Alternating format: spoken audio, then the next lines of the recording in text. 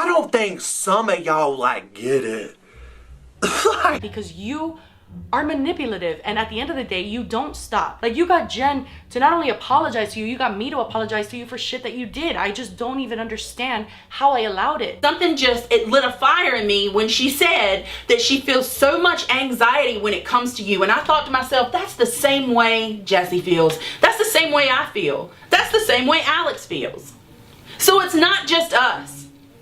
Anyways, I'll get into the interaction that happened between Gabbie and some ex-patrons now. So Gabbie starts off saying, "Hey guys, I just wanted to give you a heads up about the lawsuit. For those under 18, your parents will be contacted." Then this member of the Discord says, "A person with a big ass following scaring kids? Really? You're in a fan's fucking messages and you're telling them my private shit. I would never do that. I would never do that." This girl decides 3 years later to prank call me, pretending to be that hacker, and decides to tell me that he never left, and that he had been watching me through my webcam this entire time. Gabbie, you told me I had to admit that I was a horrible person and that I hated myself, or you were going to take all the information, pictures, everything from my computer and tweet it out to my fan base. This is a prank,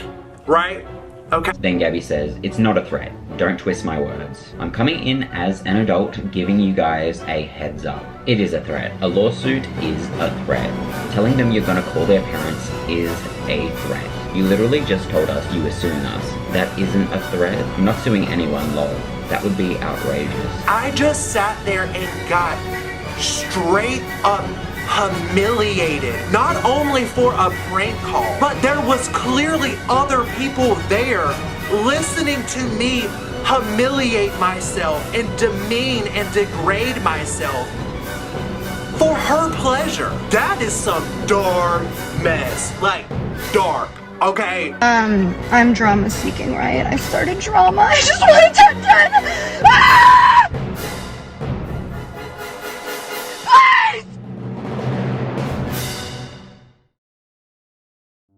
So if you've been on the internet lately, I'm sure you have seen what has been going on with Gabbie Hanna. I've seen a lot of videos floating around just kind of documenting the defamation of her psyche, it seems. It is fascinating and horrifying all at once. The goal of this video is not to make fun of or demean Gabbie Hanna in any way.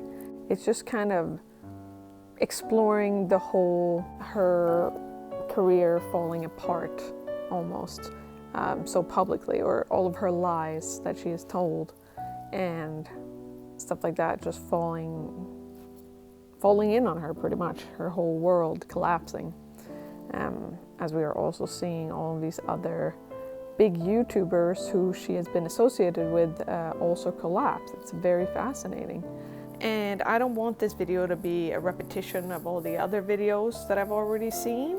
So basically what I'm going to try to discuss in this video is just, instead of looking at the behavior all spread out the way that I saw it originally, I want to talk it in more of a condensed version, because I watched all the videos next to each other and it really, the behavior became far more alarming to me, and it wasn't like just crazy behavior, it was kind of like wrong. And yeah, it used to strike me as like drama or tea, but that's not really what it seems to me anymore. It seems like it's something deeper than that. And yeah, we're gonna be going through all of the behavior kind of condensed. And I don't know how many of you are familiar with the channel Psychology in Seattle. But I got just kind of, I'd been following the series from Dr. Honda with Darcy and what's his name? Oh yeah, Jesse, that's his name. And I felt like I could see some similarities there. He really gives a good description of people with like narcissistic tendencies. And he explains it in a very humane way without really sensationalizing it and shaming the person with this type of mental illness, because it kind of seems to me like that is something that just listening to all the compiled different experiences that people have had with her, that might be something that she suffers from.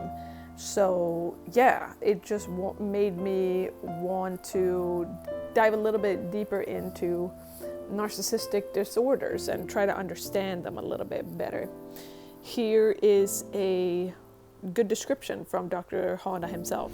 That's one of the things that is often very confusing to people who don't treat people with narcissism, which is that it's not that they try to portray themselves in a certain way, it's that they have to believe they are that way. And they will distort all reality to kind of fit it. Not necessarily because they're trying to trick people, but mainly because they're trying to trick themselves. Like I said, there's that deep, just giant ball of negative self-worth and emptiness, and a thin veil of superiority and dominance and specialness and grandiosity that is barely covering it up. When there's a breakup like this, they will check in with themselves, as we all do, to try to figure out what's going on. What's happening right now is probably part of what his brain is paying attention to. Why is this conflict happening? Well, they check in with themselves and they say, okay, how do I evaluate this? But all they see is this massive defense that they've been building up that they're ever more needful of in this moment because of the threats happening right here. Of like, I'm perfect, nothing is wrong with me, everything is wrong with her, I don't need anybody else, what she did to me was terribly wrong. So the subconscious is saying something to the effect of, if I believe and I distort reality that it's all her fault and that I'm not the abusive one, she's the abusive one, I don't have problems, she's the one who has problems, I'm not the one who ended this relationship, she's the one that caused this relationship to end. So this is the subconscious saying, if I force myself to believe those things, then I can walk away feeling like I'm a special, superior human being, and everyone else will see it too, because it's obvious. Now, that's what the conscious mind is saying. The subconscious is partially aware of the fact that none of this is true.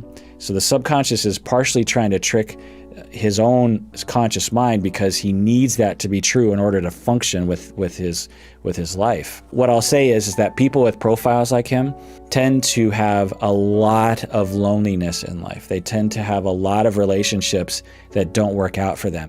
Here we can kind of see a lot of similarities between Jesse and Gabbie in terms of behavior, with just this seemingly living in this alternative reality where they're just not at fault whatsoever. And if you watch these videos by Dr. Hanna, you realize that it's a defense mechanism, and really it's very hard to diagnose it, which also would make sense since Gabbie likes to talk a lot about the fact that she goes to therapy. What Dr. Hanna says in another video is that narcissism is actually a very easy disorder to misdiagnose, since the therapists usually just have their point of view. So it's very easy for people to just kind of, especially in the beginning of their career, fall into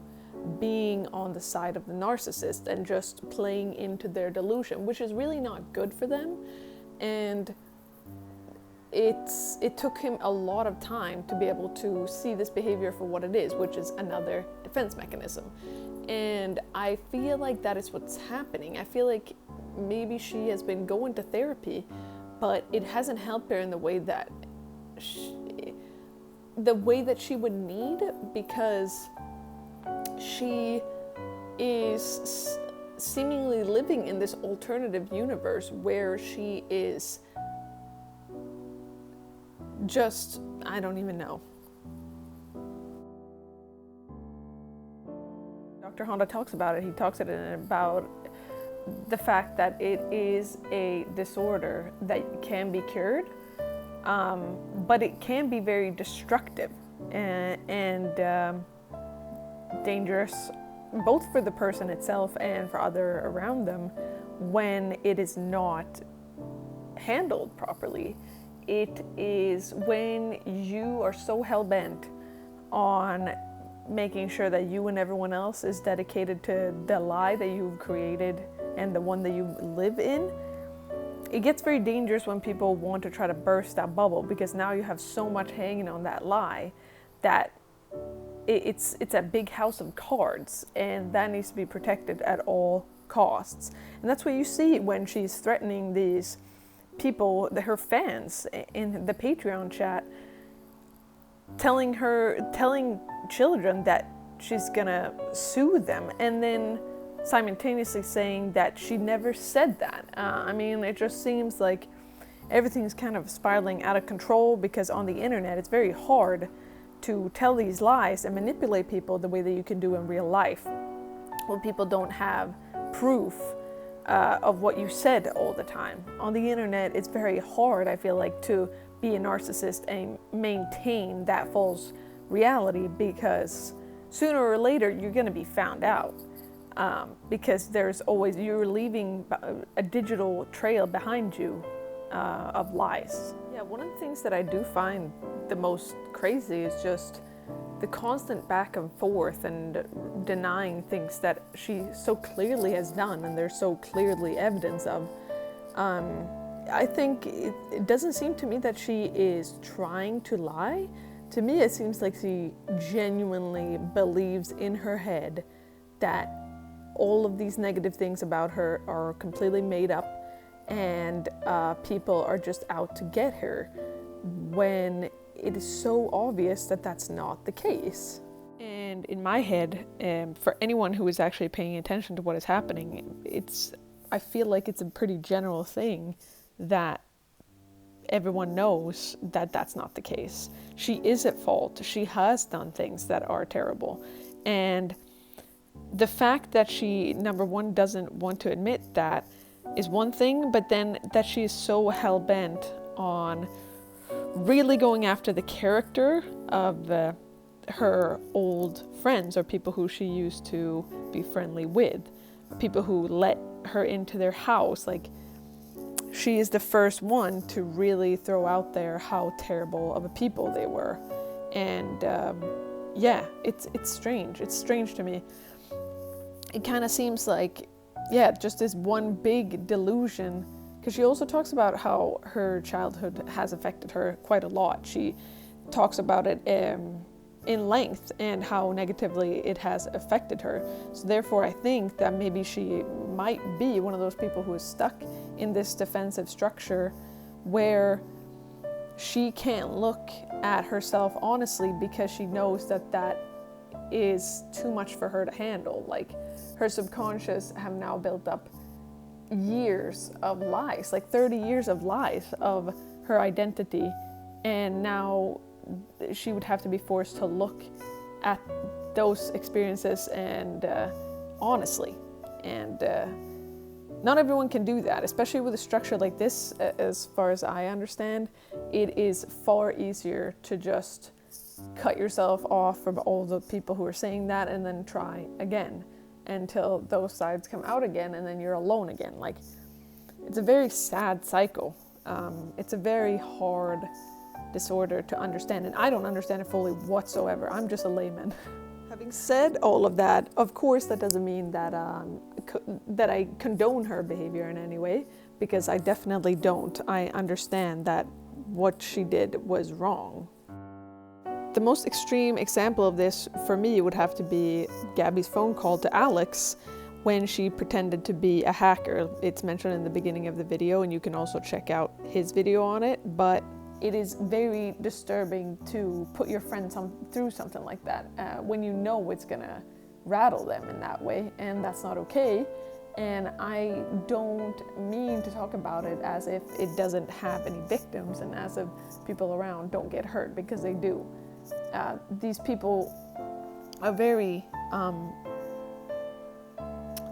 can be very extreme people when these type of mental health issues aren't fixed and taken care of properly. They are outright dangerous in some situations. And in this situation, in Gabbie's situations in particular, I haven't seen any physical threats of violence or anything like that, but her behavior in terms of how she is deciding to maneuver people who look up to her, her fans, and utilize them in her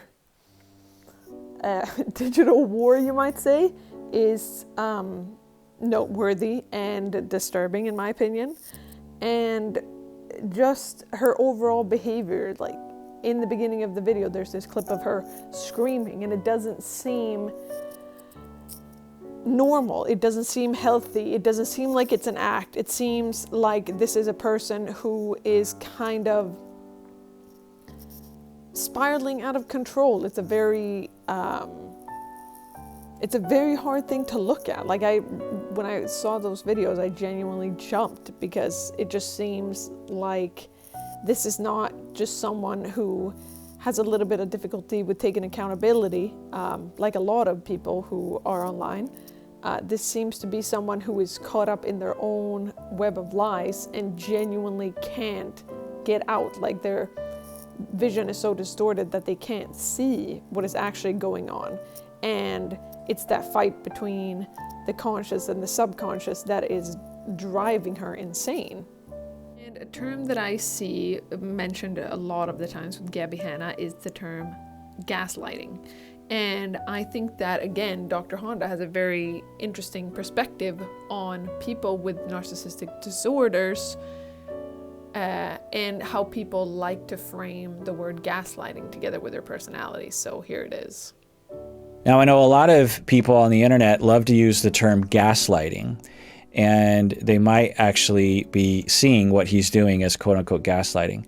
Typically, gaslighting is a word. Now, the word is evolving quickly through our culture, so I never know exactly what definition people are using, but the typical definition is when someone premeditates a campaign that they go on with someone, altering their life and screwing with their reality to try to make someone go quote unquote crazy, or to get someone to think that they're hallucinating, and so that they're so off kilter that they don't have any power anymore.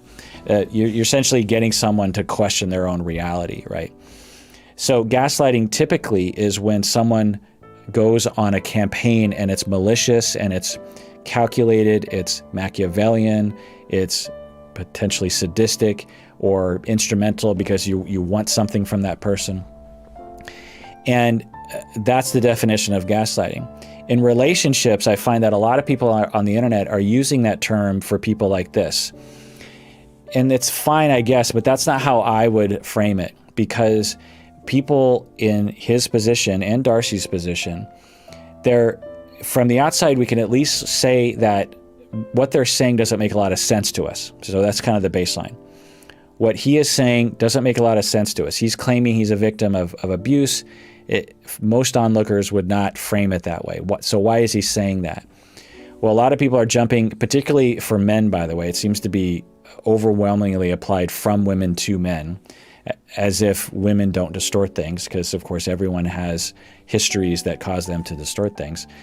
But anyway, so the conclusion that a lot of people will come to is he is on a campaign to screw with her reality, to make her go crazy and to make her question her reality. And it's possible that that's what's happening. We can't get inside his head. We can't ask him these questions and assess that situation. More commonly, what is happening is what I've been talking about before, where you have someone with tremendous relational traumas themselves, and they are desperately trying to react to a situation to uphold their defensive structure, which for these people typically involves this veil of and this fantasy of superiority, and I didn't do anything wrong, it's all them. And the subconscious convinces the conscious of a lot of odd things. So you could say that a more likely scenario is that his subconscious is gaslighting him, which is gaslighting her. So I'm not saying that it's good behavior. I'm not saying it's acceptable. I'm not saying you're supposed to put up with it. But I am saying that this narrative and this conceptualization that people like this are essentially sadistic psychopaths and are purposely trying to screw with other people's minds is not usually the case. Usually the case that I see is someone who is developmentally much younger than their age, and they're very distorted, and they're overreactive, and they're quite desperate in their reactions, and it ends up looking like they're trying to screw with you. So I obviously don't know what's going on in his head, but I'm telling you from experience. I do not know Gabbie Hanna, and I definitely cannot give her any kind of diagnose. This video is more just exploring what could possibly be behind such crazy and unnatural behavior, more than just this whole narrative of an emotionless psychopath, which we seem to fall very easily into nowadays. Yeah, this video has pretty much just been about exploring and asking some questions and trying to figure out what is actually going on. It's just my opinion, so feel free to agree or disagree. That's totally up to you. And if you have enjoyed this video, then give it a thumbs up and subscribe. That would be great. I am sorry that this video is very much kind of all over the place. I have been wanting to make videos for a long time, and I've had a very difficult time actually getting going. So my goal today was just along the lines of getting something done and getting something out there. So I appreciate that you have been here to listen to it. Thank you very much. And I hope you have a really great day. Bye.